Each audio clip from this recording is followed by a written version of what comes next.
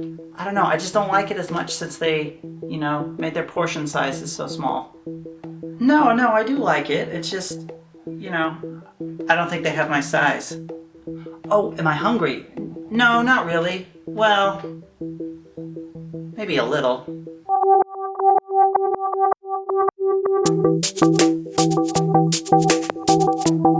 Hi folks, welcome to Glitter Void Gamecraft. My name is Eric, and today we're going to build some market stalls and little modular food bins.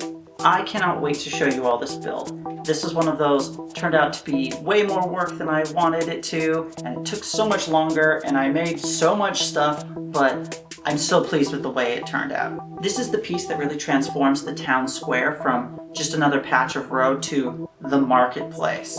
And making small food is a lot of fun. Oh my gosh, look how small it is! I'm not going to talk about tiny fruit anymore. Let's get to building. Now, when I say market stalls, I specifically mean the kind of open air, farmers market-y kinds of stalls with a back but not really sides or a front. Open air bazaar sort of feel. Some kind of frame would support a canvas covering, and then I was going to have them sitting on some sort of a base so they were easier to move around, and some various forms of display areas, bins and tables and the like. I toyed around with the idea of making some kinds of tents, but in the end, I wanted everything to kind of have the same form factor. The real showpiece of this build was going to be the display cases. For most of them, what I was going to do is have a 2-compartment bin that were more just frames, and within each bin there would be modular pieces that had different wares on the top of them. The hope was that this would mean they'd be completely interchangeable and I'd be able to make all kinds of different ones. I went with barbecue skewers for the frames of the tents. I didn't trust foam to hold up, especially with what I was going to do for the roof. Since I didn't have the specifics nailed down yet, I just measured off a bunch of 3-inch segments and cut them apart. The scissors actually didn't work really great for this, so what I ended up doing is just gouging in them a little bit and then snapping them off. To maximize the glue contact points, I filed down the edges with a little emery board. With so many of these, you'll probably want to wear a dust mask. Putting something down to protect my work surface, I began assembling the components of the frame, attaching them with white glue. Since I wasn't quite sure how well these were going to attach to each other or how much support they would need, I just made a whole bunch of these little panels and was going to use them as backings or support. Partly for aesthetic reasons and partly for structural support, I wrapped the joints of each segment with thread. This would allow me to dab a little bit of super glue on it that would A, hold the thread in place for it to look good, and just be one more thing to help hold the joints together. I wish I had gotten this on film, but I actually had one of the pieces break while I was wrapping it, but because it was partially wrapped, I just tightened it up and added some more glue, and it saved the little sub-piece. Assembling the backs to the fronts was just kind of a whatever felt right, and then prop it up and let it dry overnight. I picked a completely arbitrary 3-inch by 3-inch size for the bases. This was the width of the backing pieces and was going to be the end size for the bins of the various goods. I ended up with one odd piece, so I created a 4th structure that was mostly made out of wooden planks. I just made these out of scrap pieces of dollar store foam board. I probably worked harder than I needed to making this roof piece, and I certainly could have made it out of a single piece rather than a bunch of planks, but I wanted this to have uneven levels and some pieces of the planks missing. You'll see when I start applying the tarp.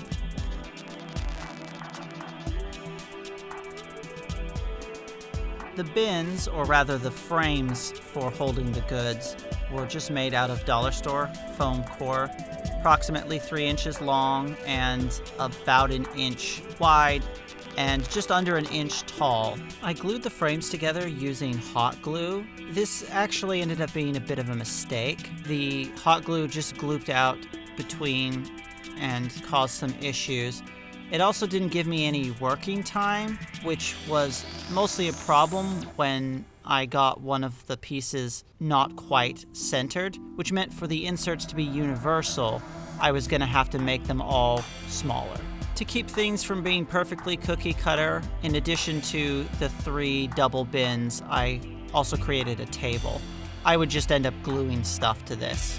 After sort of a dry fit to make sure that the bins and the backing pieces would fit on the bases, I tore the paper off of one side and started installing them.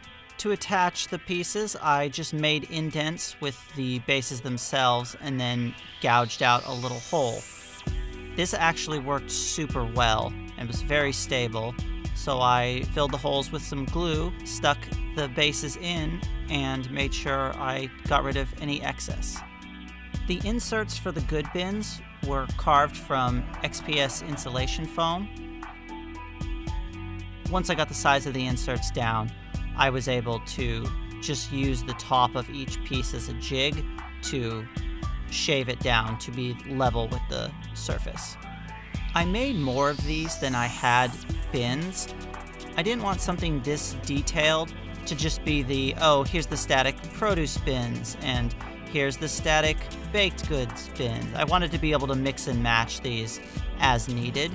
I also skipped ahead and gave the surfaces of the inserts the regular wood look. Since I was going to be gluing so much stuff in, I didn't want to be trying to paint in between a stack of apples and loaves of bread. Since there wasn't a lot of edge to work with, especially right where the base is attached to the backing, I didn't want to use a knife to try to create the slope. So what I ended up doing is using a file to just soften all of the edges. It's not a real slope, but once I got the ground cover on, just making sure that we didn't have any harsh right angles should be enough. For the tarp coverings, I am introducing a new material on the channel, toilet paper. I diluted some PVA glue in a shallow container, got it all mixed up, and then started trying to figure out how to get this on without making a huge mess. Using a folded in half piece so it's twice as thick, I dumped this in the glue mixture and draped it over the frame. I sort of worked from the top down, but this stuff is heavy enough when it's soaking wet that gravity gets it to hang in a fairly natural way. I just made sure anything hanging off the edges, especially between some of the longer beams, was hanging in a natural way. Completely submerging this ended up pulling too much of the glue mixture over and making a huge mess that required a lot of dabbing, and I didn't really find a better way to do this. Maybe some sort of spray applicator in the future. Once this had more than enough time to dry, it was fairly rigid, kind of like a drum head. Any of the extra bits that were hanging down and keeping these from sitting level or that just looked weird got trimmed off before the second round of glue. The mixture was just brushed on for the second coat, as obviously this stuff is stuck to the frame and made submerging it again impossible. For the ground cover, I just put on some PVA glue and spread it out with a brush and then sprinkled sand all over everything. I made sure to get some glue and therefore some sand on both the edges and the very bottoms of the stakes. This would help them look like they were actually dug into the ground. Creating the goods themselves was a really fun part of this. I used some segments of sprues cut to look like ingots of various kinds. I built up mounds of hot glue and dumped them in sand to be various kinds of grains. For some of the smaller things, I decided to use some green stuff. If you don't have this, kind of anything would work. Air dry clay, even just regular Play-Doh if you let it dry. One thing to watch out for is if you do use a kind of green stuff that is stored together like this, because the green and the yellow react together, and that's what eventually turns it hard, you'll have this little strip in the middle that is just rock solid. And as you start to mix the two halves, you end up with little flecks and fragments. And especially since I was going to be using very, very tiny pieces, that would end up just ruining some of the stuff. You don't have to wear gloves while doing this, but this stuff can get pretty sticky and I just don't like the feeling of it. It can also be hard to not leave fingerprints when you're rolling stuff out with your hands. I made a zillion of these little balls at various sizes. I regularly brought a miniature down to make sure that I was keeping them small enough. You don't want to get to the end and have a bunch of quote-unquote apples that are the size of a miniature's head.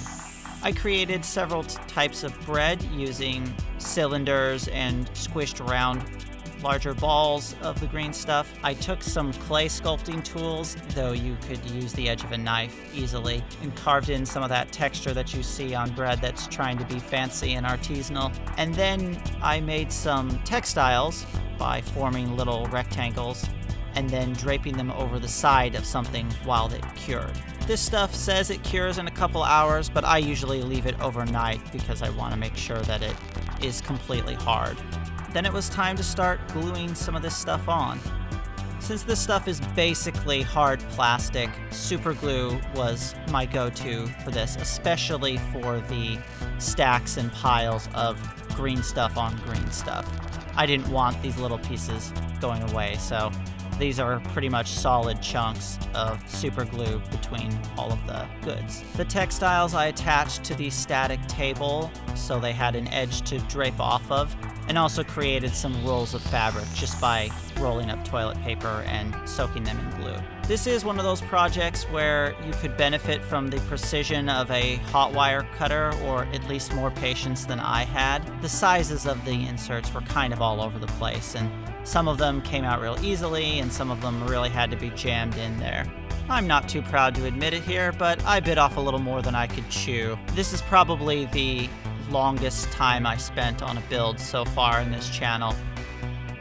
The foam and the ground cover got the usual base coat of Mod Podge mixed with black craft paint, and the various green stuff bits would be based with surface primer. The Mod Podge, of course, seals and hardens the foam to make it a little more durable, and on all of the bits that use sand, this really seals in that sand so it's not shedding as you move the pieces around the game board. The surface primer works a lot better on the green stuff. Again, it's basically plastic, and for whatever reason, the Mod Podge mixture doesn't like to stick to it.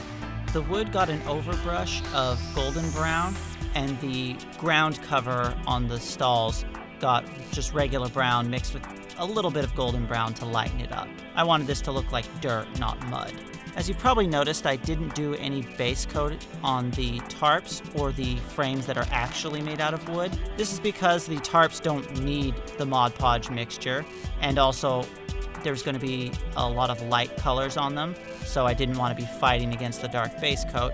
And the wood just doesn't need it. I was going to stain it with washes for the most part. All of the foam made to look like wood got a light dry brush of a fog gray to make that real faded old wood look.